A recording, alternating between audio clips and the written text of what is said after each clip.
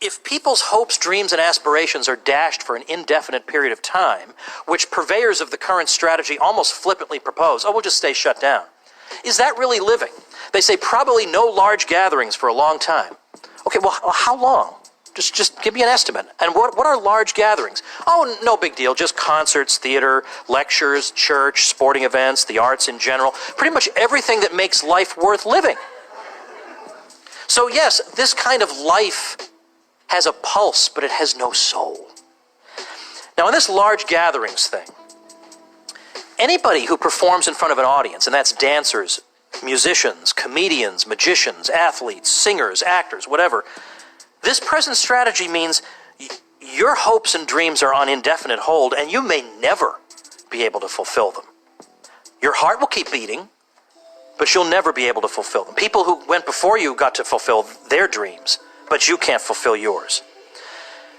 There's an ironically named Center for American Progress that has as one of its spokesmen Dr. Zeke Emanuel, who's the brother of Rahm Emanuel, you know, of not letting a crisis go to waste, that guy.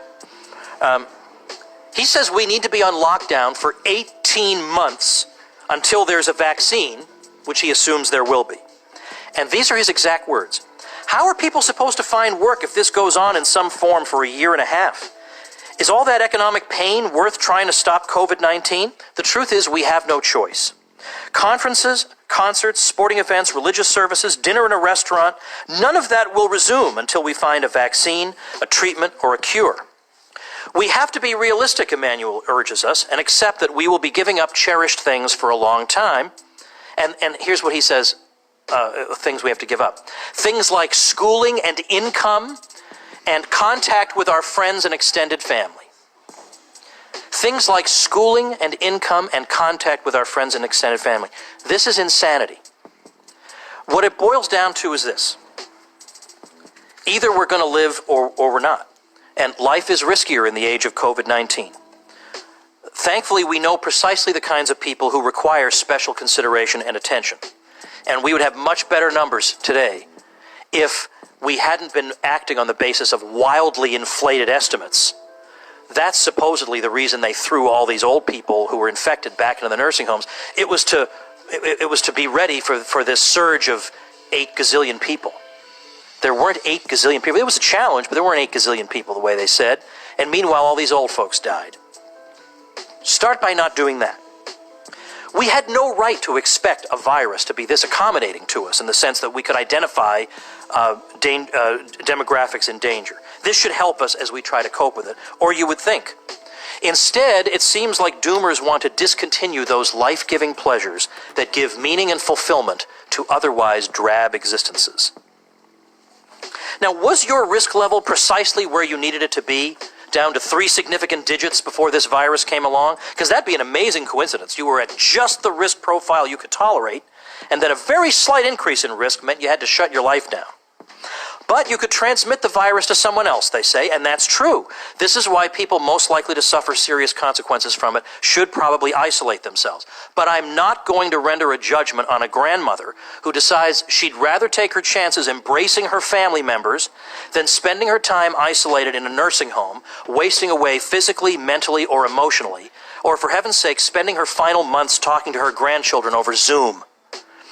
If we don't agree to focus our efforts on safeguarding the elderly in particular, then life becomes a miserable series of deprivations. When will someone say, we refuse to live like this? We already have some elderly and immunocompromised people, including friends of mine, saying, look, we don't even want you to live like this. We're not even asking for this. Go enjoy the one life you get, and we will do the best we can until conditions changed. We don't want our grandchildren's lives ruined. And we don't want to spend our final days staring at a computer screen. At least that way we could focus our resources on people who really need it instead of fruitlessly shipping millions of tests all over the place. Living cannot be mere biological survival, because that would mean that eating cans of navy beans inside a windowless room for 75 years would be just as good as a life full of human affection, meaningful relationships, and exhilarating experiences. In the UK, Lord Sumption summed it up. What sort of life do we think we are protecting?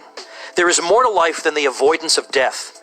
Life is a drink with friends. Life is a crowded football match or a live concert. Life is a family celebration with children and grandchildren. Life is companionship, an arm around one's back, laughter or tears shared at less than 2 meters. These things are not just optional extras. They are life itself.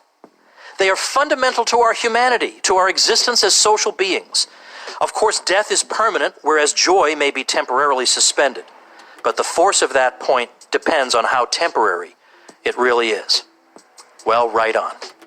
What I think is really important to delay or overcome these tyrannical methods that are already present and are expected to intensify in the future is simply to decide not to follow them.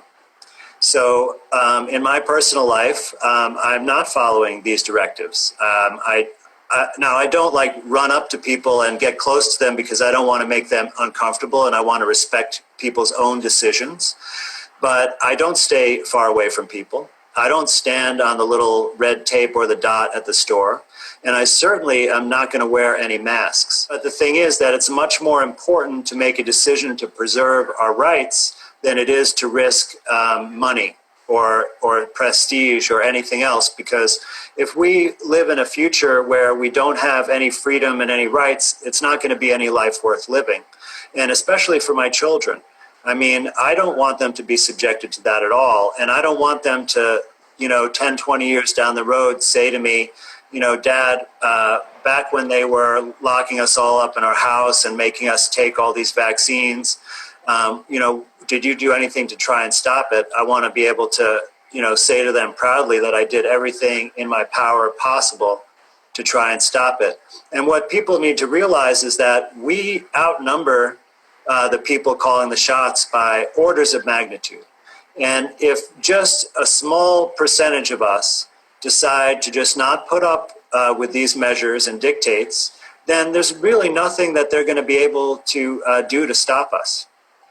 But I want to also say that I am very hopeful and optimistic about our future, because I see people on a daily basis, more people are becoming open and aware to what's going on. They're looking at things much more critically.